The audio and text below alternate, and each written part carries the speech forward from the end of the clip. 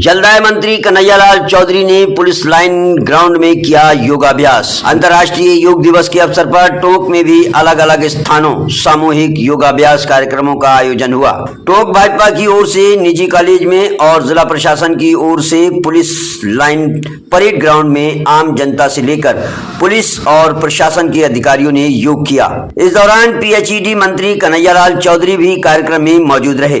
मंत्री कन्हैयालाल चौधरी सहित प्रशासन और पुलिस अधिकारियों ने योग प्रोटोकॉल के अनुसार योग क्रियाएं की। इस दौरान मंत्री कन्हैयालाल चौधरी ने मीडिया से बातचीत करते हुए कहा कि योग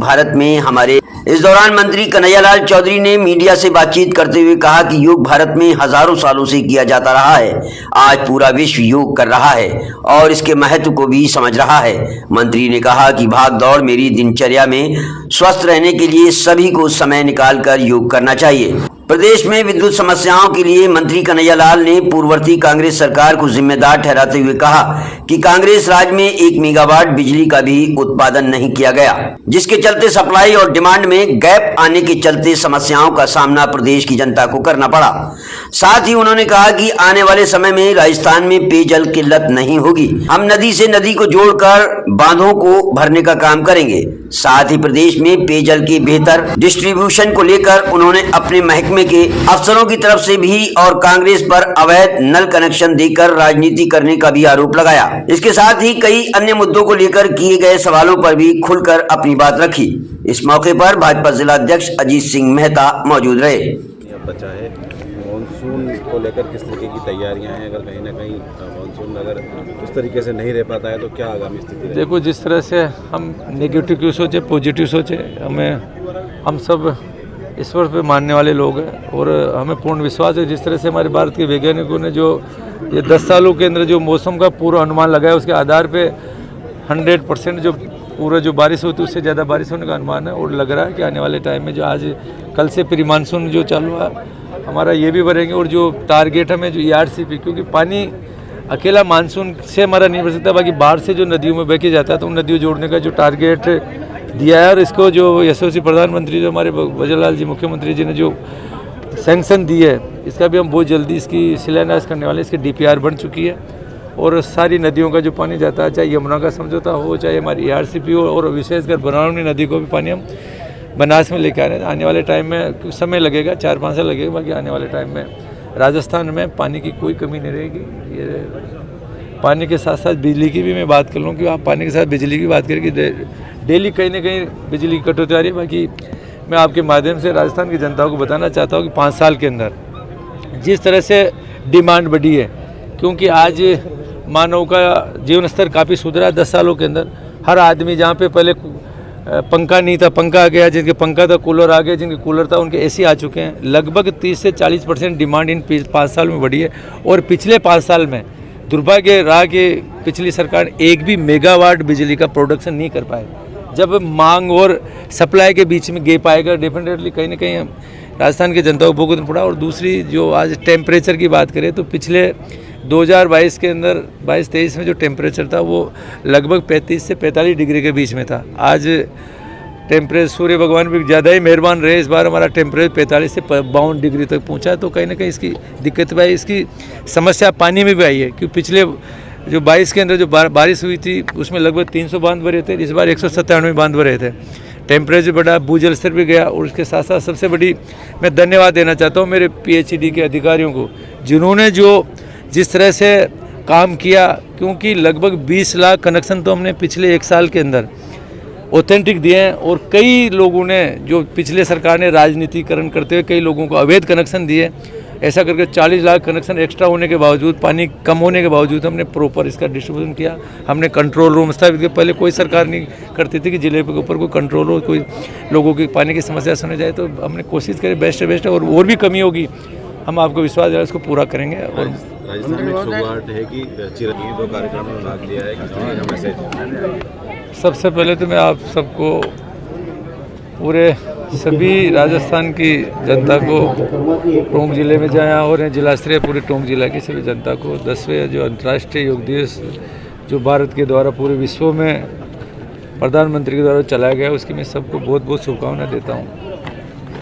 और सबसे कहना चाहता हूँ कि किसी भी देश को मजबूत करने के लिए वहाँ के नागरिक को स्वस्थ होना ज़रूरी है, वहाँ के युवाओं को स्वस्थ होना ज़रूरी है। और जिस तरह से आज पूरे विश्व में जो अपनी जीवन शैली बदल रहे हैं, खान पीन बदला जा रहा है, दुनिया भर की बीमारियां आज मानव में लगी हुई है, इसको दूर करने के लिए समय लोगों को कम मिलता है। ये इस कंप्यूटर के युग में हर आदमी 24 घंटे कहीं ना कहीं टेंशन में चल रहा है, तो समय निकाल के जो भी योग करेगा वो 100% स्वस्थ रहेगा अपने परिवार के लिए, अपने देश के लिए। और जो लक्ष्य हमारे देश के यशस्वी प्रधानमंत्री मोदी जी ने 2047 में विश्व में नंबर 1 बनने का जो लक्ष्य दिया, उसमें मैं सभी भारतीय नागरिकों से कहना चाहता हूँ कि हम सब योग करें, स्वस्थ रहें, जिससे हम जो लक्ष्य हमारे प्रधानमंत्री उसको हम पूरा करें। और जब हम स्वस्थ रहेंगे तो हर टारगेट को हम पूरा करेंगे, यही सभी लोगों से कहना चाहता हूँ। आज पूरा विश्व योग क्रियाओं को देखकर स्वस्थ हो रहा है, कहीं ना कहीं भारत में उसको धर्म के चश्मे से जोड़कर देखेंगे, किस तरीके का मैसेज? ये अगर इसमें योग की हम देखें तो इसको हजारों सालों पूर्व से ही ये योग क्रियाएं चालू थी।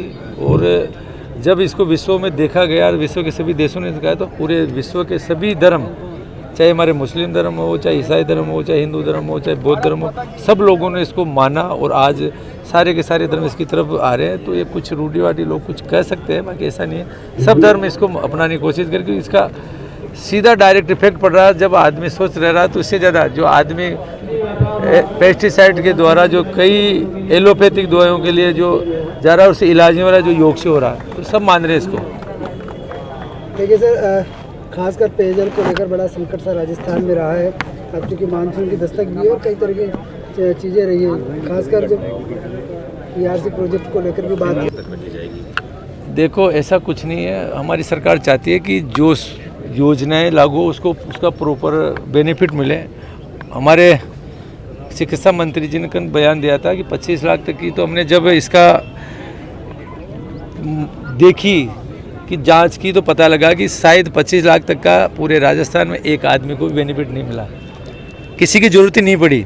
मैक्सिमम लोगों की अगर एक साल के अंदर एक परिवार में जरूरत पड़ती है, 5 लाख से ज़्यादा की जरूरत नहीं पड़ती। बाकी 5 लाख की जो योजना है उसका पहले भामाशाह के थ्रू जब हमारे वसुंधरा राजे जी सरकार में 13 से 18 में चालू की, उसमें हर आदमी को बेनिफिट मिलता था। उस हर आदमी कहीं ना कहीं जाता था, किसी भी हॉस्पिटल में जाता था, उसका प्रॉपर इलाज।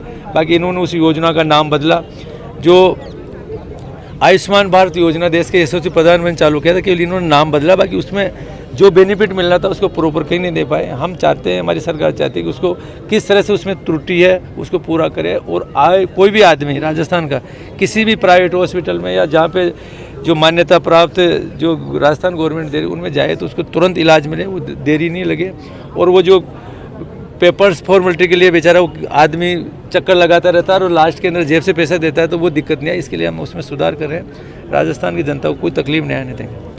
पानी के अंदर जो हमारे यशस्वी प्रधानमंत्री मोदी जी ने पूरे भारत में हर घर को नल देने का जो एक टारगेट दिया कि जहाँ पे 2-2, 3-3, 4-4 किलोमीटर से पानी लेके आते थे, और विशेषकर राजस्थान में भूजल के जो सबसे ज़्यादा कमी थी, अगर क्षेत्र के हिसाब देखें तो हमारे 1% पानी हमारा था दूसरे राज्यों की अपेक्षा। उस लक्ष्य को हमारे राजस्थान की जो पिछली 5 साल के अंदर जो पूरा करना था, पिछली सरकार नहीं गई, हमें जो मिला उसमें भी हमने जो बेस्ट से बेस्ट जो करने की कोशिश की है। लोगों को किस तरह से जितना पानी हमारे पास उपलब्ध था उसको सबको बराबर मिले, कोई उसकी जगह जगह चोरी नहीं हुई, हमने पूरी व्यवस्था की है। और मैं राजस्थान के सभी नागरिकों को कहना चाहता हूँ कि इस वर्ष हमें इस बार अच्छी बारिश की उम्मीद है। आने वाले टाइम में जो प्रोजेक्ट हमारे देश के यशस्वी प्रधानमंत्री ने दिया उसको हम पूरा करेंगे। लक्ष्य से हम बहुत पीछे हुए थे। अभी हम जो अगर राज्यों की गणना करें तो राज्य हमारा राजस्थान भारत के सभी राज्यों में आखिरी पायदान पे पड़ा हुआ है। अभी तक हमने 40 से 45% ही लक्ष्य पूरा किया है, जबकि 2024 मार्च में ये सब जगह पर पूरा हो चुका। अगर औसत देखें तो 90% काम दूसरी जगह हो गया और हमारे पास 40% काम हुआ। ये लक्ष्य बहुत बड़ा है। बाकी हम इस लक्ष्य को पूरा करेंगे, क्योंकि हमें विश्वास दिलाया हमारे प्रधानमंत्री जी ने कि राजस्थान जो पानी की सबसे ज़्यादा दिक्कत है, हम आपको पूरा पैसा देंगे।